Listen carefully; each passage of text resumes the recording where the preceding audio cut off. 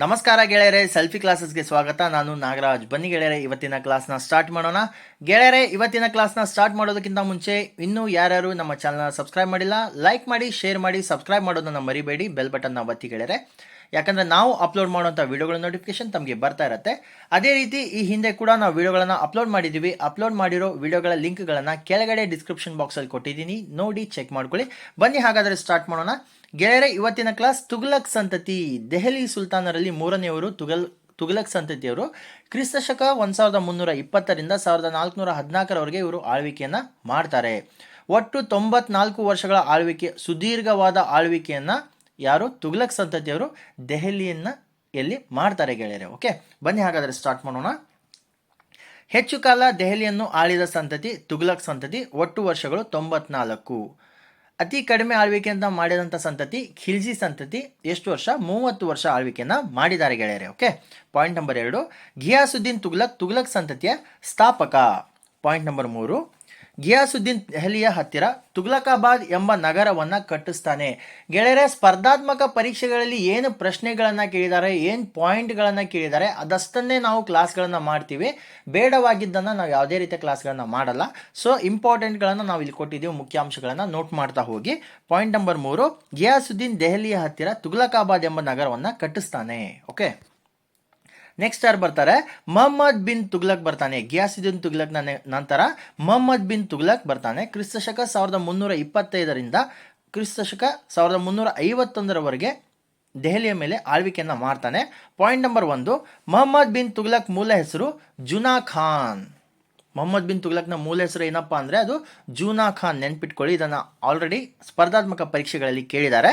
Point number 2, Mohammad bin Tughlaq ಸಂತತಿಯ ಪ್ರಮುಖ ಅರಸ.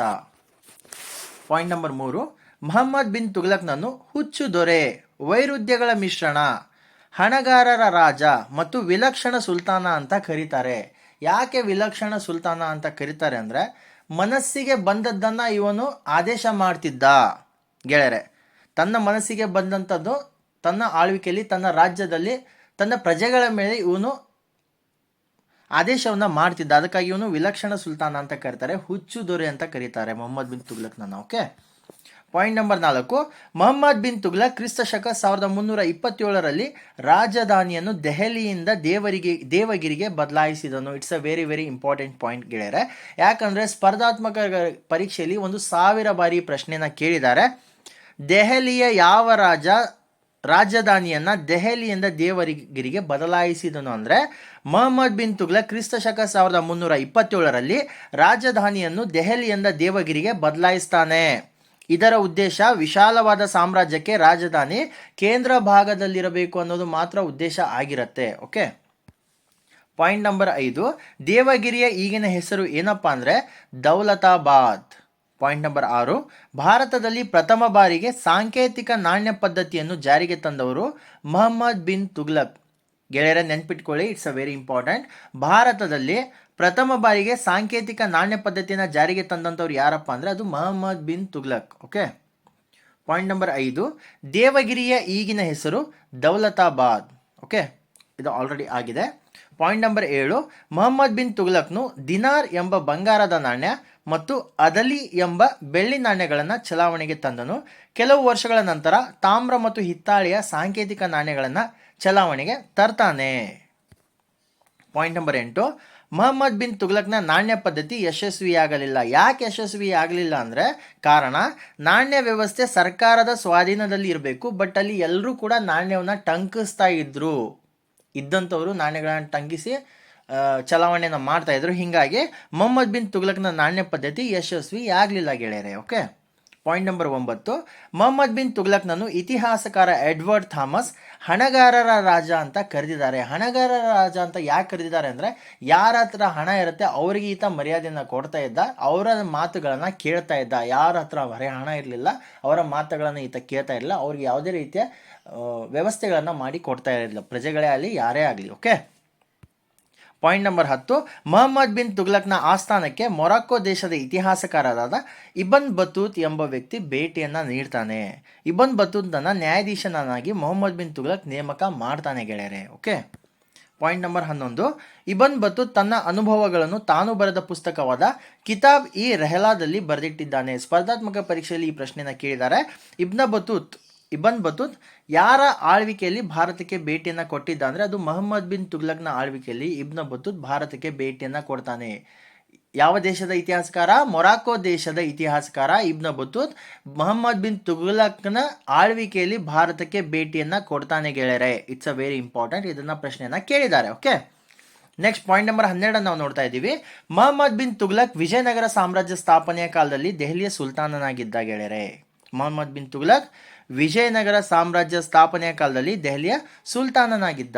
Okay, point number 13, Mohammad bin Tughlaq ರೈತರಿಗೆ ಬಾವಿಯನ್ನು ತೆಗೆಯಲು ನೀಡಿದ ಸಾಲ ತಕ್ಕಾವಿ ಸಾಲ. ಬಾವಿಗಳನ್ನು ತೆಗಿಲಿಕ್ಕೆ ಸಾಲಗಳನ್ನು ಕೊಡ್ತಾ ಇದ್ರು ಆಗಿನ ರಾಜರು. ಸೊ ಆ ಸಾಲಗಳನ್ನ ನೀಡ್ತಾ ಇದ್ರು. ಆ ಸಾಲಕ್ಕೆ ಏನಂತ ಕರಿತಾ ಇದ್ರು? ತಕ್ಕಾವಿ ಸಾಲ ಅಂತ ಕರಿತಾ ಇದ್ರು. ಓಕೆ, ನೆಕ್ಸ್ಟ್ ಪಾಯಿಂಟ್ ನಂಬರ್ 14, ರಾಜ ಆತನ ಪ್ರಜೆಗಳಿಂದ ಮುಕ್ತಗೊಂಡ ಮತ್ತು ಪ್ರಜೆಗಳು ರಾಜನಿಂದ ಮುಕ್ತಗೊಂಡರು. ಮೊಹಮ್ಮದ್ ಬಿನ್ ತುಗ್ಲಕ್ ಸಾವನ್ನು ಕುರಿತು ಇತಿಹಾಸಕಾರ ಬದೌನಿಯು ಈ ರೀತಿಯಾಗಿ ಅಭಿಪ್ರಾಯಪಟ್ಟಿದ್ದಾನೆ. ಗೆಳೆಯರೆ, ಇತಿಹಾಸಕಾರ ಬದೌನಿ ಯಾವ ರೀತಿ ಅಭಿಪ್ರಾಯ ಪಟ್ಟಿದ್ದಾನೆ ಅಂದರೆ, ಯಾರು ಸತ್ ಮೇಲೆ ಮೊಹಮ್ಮದ್ ಬಿನ್ ತುಗ್ಲಕ್ ಸಾವಿನ ನಂತರ ರಾಜ ಆತನ ಪ್ರಜೆಗಳಿಂದ ಮುಕ್ತಗೊಂಡ ಮತ್ತು ಪ್ರಜೆಗಳು ರಾಜನಿಂದ ಮುಕ್ತಗೊಂಡ್ರು ಅಂತ ಇತಿಹಾಸಕಾರ ಬದೌನಿ ಹೇಳಿದಾನೆ, ಅಭಿಪ್ರಾಯವನ್ನು ಪಟ್ಟಿದ್ದಾನೆ. ಯಾಕಂದ್ರೆ ಒಂದು ಹುಚ್ಚು ರಾಜ ಅವನು. ಆತನಿಂದ ಪ್ರಜೆಗಳು ಮುಕ್ತಗೊಂಡ್ರು ಮತ್ತು ಪ್ರಜೆಗಳಿಂದ ಆ ರಾಜ ಕೂಡ ಮುಕ್ತಗೊಂಡ ಅಂತ ಹೇಳ್ತಾನೆ. ಓಕೆ, ನೆಕ್ಸ್ಟ್ ನಾವು ನೋಡ್ತಾ ಇರೋದು ಪಾಯಿಂಟ್ ನಂಬರ್ 15, ಮೊಹಮ್ಮದ್ ಬಿನ್ ತುಗ್ಲಕ್ನು ದಿವಾನ್ ಇ ಕೋಹಿ ಎಂಬ ಕೃಷಿ ಇಲಾಖೆಯನ್ನ ಸ್ಥಾಪನೆಯನ್ನ ಮಾಡ್ತಾನೆ. ನೆಕ್ಸ್ಟ್ ಫಿರೋಜ್ ಶಾ ತುಗ್ಲಕ್ ಬರ್ತಾರೆ. ಫಿರೋಜ್ ಶಾ ತುಗ್ಲಕ್ ಬಂದು ಕ್ರಿಸ್ತ ಶಕ 1351ರಿಂದ 1380ರವರೆಗೆ ಇವರು ಆಳ್ವಿಕೆಯನ್ನು ಮಾಡ್ತಾರೆ. ಪಾಯಿಂಟ್ ನಂಬರ್ 1, ಫಿರೋಜ್ ಶಾ ತುಗ್ಲಕ್ನನ್ನು ಲೋಕೋಪಯೋಗಿ ಇಲಾಖೆಗಳ ಪಿತಾಮಹ ಅಂತ ಕರೀತಾರೆ ಗೆಳೆಯರೆ. ಯಾಕಂದರೆ ಲೋಕೋಪಯೋಗಿ ಕೆಲಸಗಳನ್ನು ತುಂಬ ಮಾಡಿರೋ ಕಾರಣದಿಂದ ಫಿರೋಜ್ ಶಾ ತುಗ್ಲಕ್ನನ್ನ ಲೋಕೋಪಯೋಗಿ ಇಲಾಖೆಗಳ ಪಿತಾಮಹ ಅಂತ ಕರೀತಾರೆ. ಪಾಯಿಂಟ್ ನಂಬರ್ 2, 19ನೇ ಶತಮಾನದವರೆಗೆ ಭಾರತದಲ್ಲಿ ಪರಿಚಿತವಾಗಿದ್ದ ಅತಿ ದೊಡ್ಡ ಕಾಲುವೆಗಳ ಸಂಪರ್ಕ ಜಾಲವನ್ನು ನಿರ್ಮಿಸಿದ ಸುಲ್ತಾನ ಯಾರಪ್ಪ ಅಂದರೆ ಫಿರೋಜ್ ಶಾ ತುಗ್ಲಕ್ ಗೆಳೆಯರೆ. ಫಿರೋಜ್ ಶಾ ತುಗ್ಲಕ್ ಅತಿ ದೊಡ್ಡ ಕಾಲುವೆಗಳ ಸಂಪರ್ಕ ಜಾಲವನ್ನು ನಿರ್ಮಾಣವನ್ನು ಮಾಡ್ತಾನೆ ಭಾರತದಲ್ಲಿ. 19ನೇ ಶತಮಾನದವರೆಗೆ ಅವನ ಏನು ಅತಿ ದೊಡ್ಡ ಕಾಲುವೆಗಳ ಸಂಪರ್ಕ ಜಾಲ ಇರುತ್ತೆ. ಆ ಸಂಪರ್ಕ ಜಾಲಗಳಲ್ಲಿ ಎಷ್ಟೋ ರೈತರು ರೈತಾಪಿ ಕೆಲಸಗಳನ್ನು ಮಾಡ್ತಾರೆ, ವ್ಯವಸಾಯವನ್ನು ಮಾಡ್ತಾರೆ. Okay, point number 3, Firoz Shah Tughlaq Jaunpur, Firozabad, Fatehabad, Hisar, Firozpur ಎಂಬ ನಗರಗಳನ್ನು ಕಟ್ಟಿಸ್ತಾನೆ. ಜಾನ್ಪುರ್ ಅಂದಿನ ಪ್ರಸಿದ್ಧ ಶಿಕ್ಷಣ ಕೇಂದ್ರವಾಗಿತ್ತು ಗೆಳೆಯರೆ. ಓಕೆ, ಪಾಯಿಂಟ್ ನಂಬರ್ 4, ಸಿಡಿಲು ಬಡಿದು ನಾಶವಾಗಿದ್ದ ಕುತುಬ್ ಮಿನಾರ್ನನ್ನು ಅಭಿವೃದ್ಧಿಪಡಿಸಿದವರು ಫಿರೋಜ್ ಶಾ ತುಗ್ಲಕ್ ಗೆಳೆಯರೆ. ಓಕೆ, ಸಿಡಿಲು ಬಡಿದು ಕುತುಬ್ ಮಿನಾರ್ ನಾಶವಾಗಿರುತ್ತೆ. ಫಿರೋಜ್ ಶಾ ತುಗ್ಲಕ್ ತನ್ನ ಆಳ್ವಿಕೆಯ ಕಾಲದಲ್ಲಿ ಅದನ್ನು ಮತ್ತೆ ಅಭಿವೃದ್ಧಿಯನ್ನು ಪಡಿಸ್ತಾನೆ. ಪಾಯಿಂಟ್ ನಂಬರ್ 5, ಫಿರೋಜ್ ಶಾ ತುಗ್ಲಕ್ ಗುಲಾಮಗಿರಿಗೆ ಪ್ರತ್ಯೇಕ ಇಲಾಖೆಯನ್ನು ತೆರೆದಿದ್ದನು ಗೆಳೆಯರೆ. ಫಿರೋಜ್ ಶಾ ತುಗ್ಲಕ್ ಗುಲಾಮರಿಗಾಗಿ ಪ್ರತ್ಯೇಕ ಇಲಾಖೆಯನ್ನು ತೆರಿತಾನೆ, ಅವರಿಂದ ಕೆಲಸಗಳನ್ನು ಮಾಡಿಸ್ಕೊಳ್ತಾನೆ. ಓಕೆ ಗೆಳೆಯರೆ, ನಮ್ಮ ವಿಡಿಯೋಗಳು ತಮಗೆ ಇಷ್ಟವಾದಲ್ಲಿ ಲೈಕ್ ಮಾಡಿ, ಶೇರ್ ಮಾಡಿ, ಸಬ್ಸ್ಕ್ರೈಬ್ ಮಾಡೋದನ್ನು ಮರಿಬೇಡಿ. ಬೆಲ್ ಬಟನ್ನ ಒತ್ತಿ ಗೆಳೆಯರೆ. ಯಾಕಂದರೆ ನಾವು ಅಪ್ಲೋಡ್ ಮಾಡೋಂಥ ವಿಡಿಯೋಗಳ ನೋಟಿಫಿಕೇಶನ್ ತಮಗೆ ಬರ್ತಾ ಇರುತ್ತೆ. ಅದೇ ರೀತಿ ನಾವು ತಿಳಿಸ್ಕೊಟ್ಟಂಥ ಮಾಹಿತಿಗಳ ಬಗ್ಗೆ ಅಥವಾ ನಮ್ಮ ಕ್ಲಾಸ್ಗಳ ಬಗ್ಗೆ ಏನಾದರೂ ಅಭಿಪ್ರಾಯಗಳು ಅಥವಾ ಕಮೆಂಟ್ಗಳಿದ್ದಲ್ಲಿ ದಯವಿಟ್ಟು ಕಮೆಂಟ್ ಸೆಕ್ಷನಲ್ಲಿ ಕಮೆಂಟ್ ಮಾಡಿ. ನಾವು ನಿಮ್ಮ ಕಮೆಂಟ್ಗಳನ್ನು ನೋಡ್ತೀವಿ ಗೆಳೆಯರೆ. ಮತ್ತೆ ನಾವು ಮುಂದಿನ ಕ್ಲಾಸಲ್ಲಿ ಭೇಟಿಯಾಗೋಣ. ಧನ್ಯವಾದಗಳು ಗೆಳೆಯರೆ.